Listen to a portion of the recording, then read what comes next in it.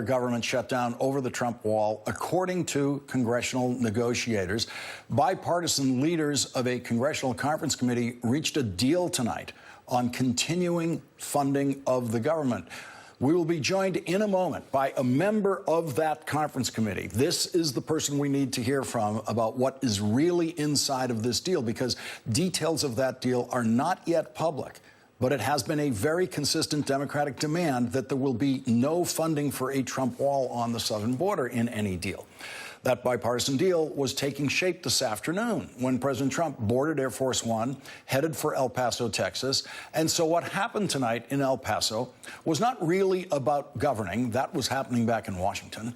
It was really about the presidential campaign coming to El Paso, Texas tonight.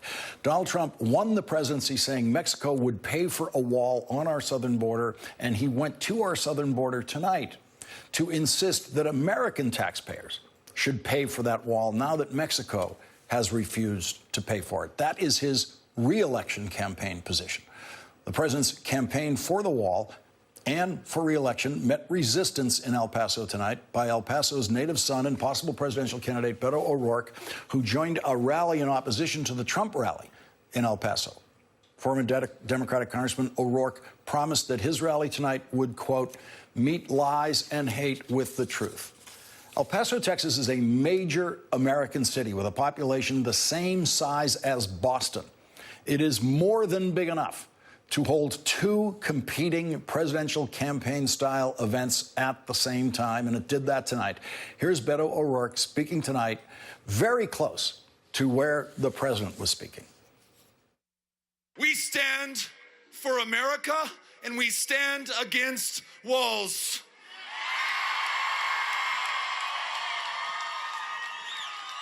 We know that there is no bargain in which we can sacrifice some of our humanity to gain a little more security. We know that we deserve and will lose both of them if we do.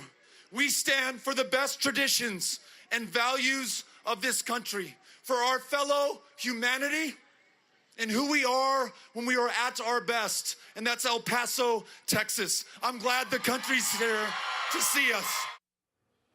Now to that breaking news about the deal in the congressional negotiators. We are joined by Democratic Congressman David Price of North Carolina. He is one of the members of that bipartisan conference committee working out this deal. Congressman Price, what can you tell us tonight about the elements of the deal? Is there any funding for a Trump wall in this deal?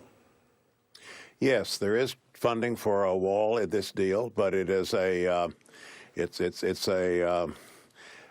something considerably less than the concrete barrier that he was talking about, and it is far less than the funding in any of the alternatives that we were dealing with. In other words, the number is less than the $2 billion that would be available, a good deal less than the $2 billion that would be available if we simply passed a continuing resolution for the rest of the year.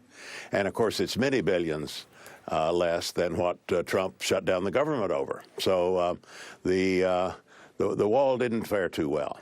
So, Congressman, just to underline this for the audience, the Congress had already passed some initial funding for some of certainly the planning, at least, of the Trump wall on the southern border. And you're saying that if the Congress just continued spending as is, there would have been more funding for that than there is in the deal that you reached tonight. Yes, that is what I'm saying. I also think it needs to be said, although you'd never know it listening to the president, that we have a lot of fence down on the southern border. You know, it was built back 8-10 years ago and has been added to some since then. About 650 miles of fence in places where you could argue a physical barrier is needed. But so much has changed since then. I mean, the attempted crossings are at a historic low, a 40-year low. The mix of people coming to the border is now people turning themselves in, families, unaccompanied children. A wall, of course, is irrelevant to that. And then there are all kinds of other security measures, to say nothing of Homeland Security priorities in the Coast Guard and elsewhere, that just make a lot more sense than the wall.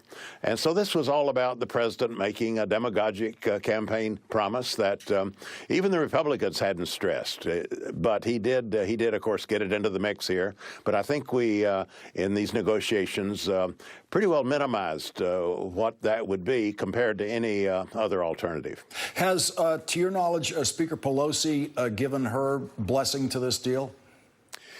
I can't tell you that. This was just concluded, an hour and a half ago, and so I'm really not able to give you precise details. In fact, some of those have yet to be worked out. It's not. It has to be called tentative at this point, but it does look like, in principle, there is an agreement, and I would assume the leadership has checked in on this, but I can't give you chapter and verse. Did you on the House side, the leading Republican in the negotiation is a Texas Congresswoman. Did you sense much fight really on the Republican side for the Trump wall? Well, it has not been a priority for Republicans. That's one of the ironies of this. You know, the question of detention practices, not just detention beds, but who's in those beds. And what we've had in North Carolina just in the last 48 hours, 200 or so people picked up in more or less random raids, and ICE poking our local law enforcement in the eye in the process. This is just out of hand. And so for years now, we have debated about detention beds and about detention practices, and so that's an ongoing issue. That's been an issue for a decade, and it was an issue throughout these negotiations. The wall has not been. As I said, we built 700 miles of wall some years ago, but the Republicans haven't pressed it in recent years. This is something the president came up with on the campaign trail. And Carson, what about those beds? That seems to be, according to news reports, the final negotiating point. Well, it was very disappointing to see the president tweeting about this in a very, very untruthful way. He said this was a last-minute issue, like somebody was moving the goalposts. Goodness, we've debated this for a decade, and certainly debated it during this 3-week period. Nobody threw this up at the last minute. It's been a critical element in this. We've always known that there were a number of elements here: funding for ICE, funding for Border Patrol, the kind of agreement we would reach on the wall. All these things were related to each other. So it was something that has been discussed all along, and there's an element in this agreement that is going to make it possible to reduce the number of those beds. The point is, though, who's in the beds, and how is our policy focused, and it is Democrats, I must say, dating from the time when we came into leadership in 2007.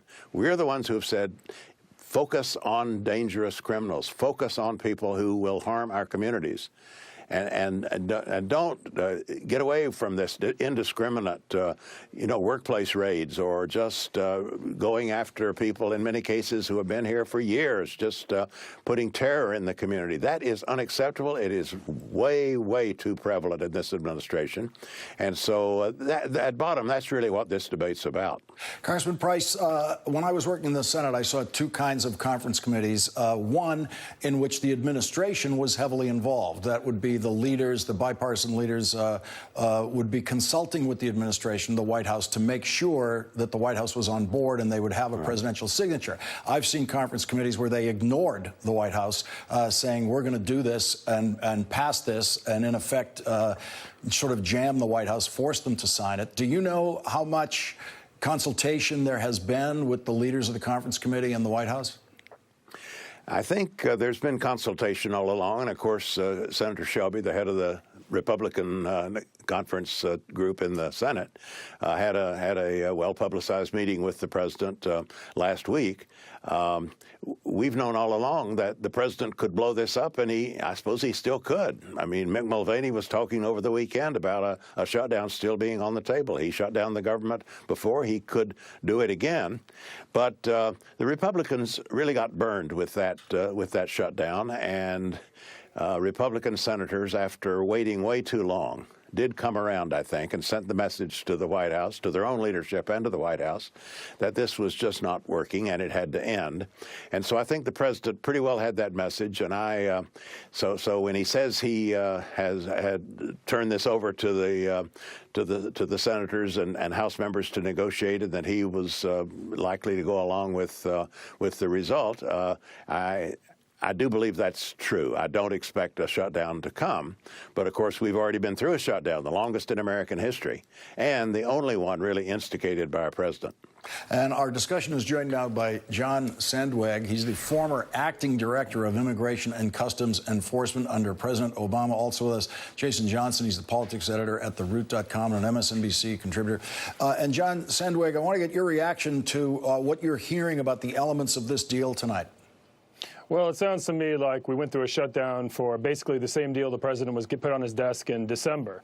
And I applaud the congressman for holding the line on the wall. That would be an excessive waste of money. But I think what the frustrating thing is, we cannot seem to have an accurate, an immigration debate in this country that's based on the facts. As soon as immigration issues come up, it all gets filled with, as the congressman said, demagoguery, talking about, drugs coming across the border, terrorists coming across the border, and waves of criminals. The reality is we have a unique opportunity right now to talk about immigration issues because we've never had a more secure border. We've never had fewer people crossing that border, and over 50%, amazingly, over 50% of all the people crossing that border are parents with their children or unaccompanied minors. But, it's unfortunate if you can't have a debate about immigration today that's based on facts. I'm not sure when you can have it. Jason Johnson, it's sounding like the deal, as Congressman Price has outlined for us, means that Donald Trump got absolutely nothing from the shutdown. Yeah, he didn't. He got a worse deal than he got before, Lawrence. Well, I will say this. Let's be fair. What the president did gain is a huge drop in his popularity numbers. What the president did gain is the fact that he's going to take a hit as our economy fails to recover this fall. What the president did gain is the opportunity to lose a lot of weight in terms of the congressional seats that he's going to lose in 2020.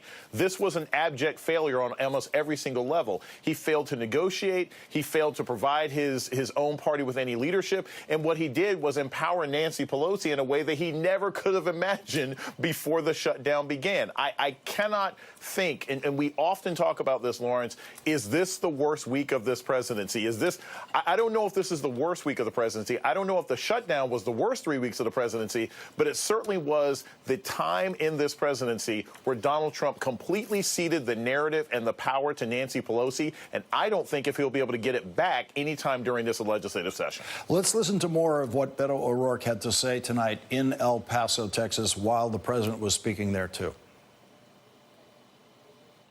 We stand for the Constitution of the United States of America and against emergency national security declarations that would allow the president to subvert an equal branch of government, build a wall when we do not need it, 1.6 million apprehensions the first year of the George W. Bush administration, a little more than 300,000 apprehensions last year. And you know who we are apprehending? Kids, children. If they are lucky, they're there with their moms or dads. We will not send them back to certain death. We will not believe that walls can or should keep them out. Instead, we welcome them with open arms. Congressman Price, your former colleague, former Congressman O'Rourke there, talking about a possible emergency declaration by the president. Were you getting any indication from Republicans that they expect after this deal that the president might go into some sort of emergency declaration to try to put more funding into a wall?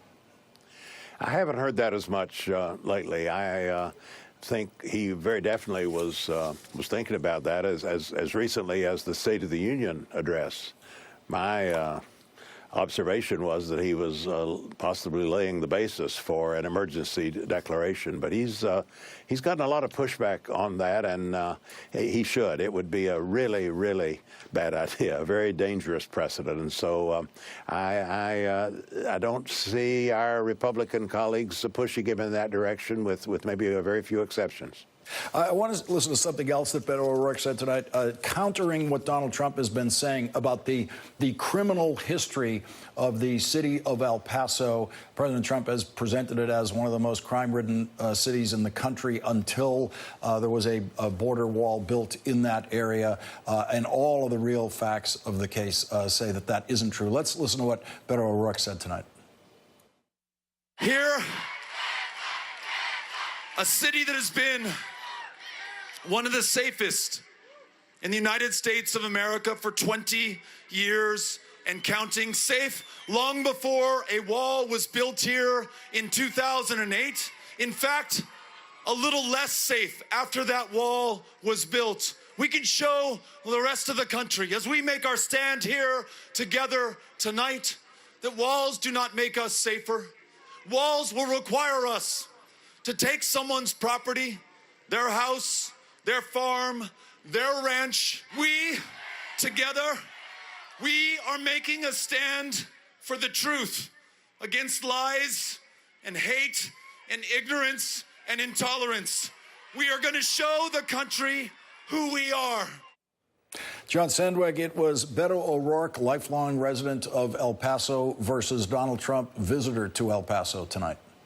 It was Beto O'Rourke and data versus Donald Trump, visitor to El Paso. Look, the reality is that the border communities along our border have always been some of the safest communities in the United States. When I was at DHS, we spent a lot of time looking at the nexus between, flow and unlawful flow of individuals at the border and crime rates in the United States, and couldn't find a nexus. Look, it's the wall. There are places where a wall can be helpful. I think El Paso, Juarez, there are some immigration-related reasons why a wall can be effective there. But this border is not a one-size-fits-all border, and this notion that somehow the wall or border security has a direct correlation to crime is just rebutted by the data across the board. Jason Johnson, there's a new chant tonight. We now saw a preview there in El Paso tonight on the Trump side of what the campaign chant's going to be. Donald Trump is now instructing his audiences that the new chant has to be "Finish the wall," because he is telling them that he is already building it and building significant portions of it. And so the new chant for the re-election campaign, Donald Trump wants it to be "Finish the wall." Yeah, Lawrence, there was a lot of tonight that I think it tells us a lot about 2020. I think we just saw a preview of the finals here. If Beto O'Rourke gets into this race, and I have said all along that as strong as the current Democratic field is, they do not have a white male running who is prominent. There are white men who've announced, but they don't have a high-profile, top-tier white candidate running. I think what Beto O'Rourke demonstrated tonight is that he can rally crowds. Being at the border, it gives him a unique perspective on a singular issue that he can attack Donald Trump on.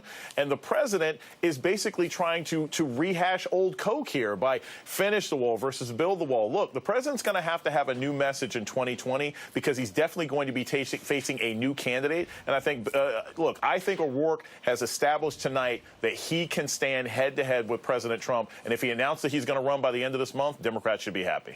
Jason Johnson, thank you for joining us tonight. John Sandweg, thank you for joining us with your expertise. And most especially Congressman David Price, one of the conferees on this conference committee. Thank you for joining us and bringing us that news about what is actually in this deal. Just a final question, Congressman. Do you expect this deal to pass the House of Representatives and the Senate? Yes, I do. It's, of course, not everything that anybody wanted. It is a compromise, but we did hold out successfully for getting that wall number down just as low as it could possibly be. We also got the detention beds down, but then again, that's not about beds per se. It's about an absolutely reprehensible deportation policy. And we're going to live to fight another day on these other issues. The flow of refugees has just been cut off. The separation at the border. There is the betrayal of the dreamers. It's so much, but we'll fight those battles another day. I do believe this will keep the government open and will keep the department funded until we have a new fiscal year. Congressman David Price, thank you very much for joining us with what we are all hoping is good news. And when we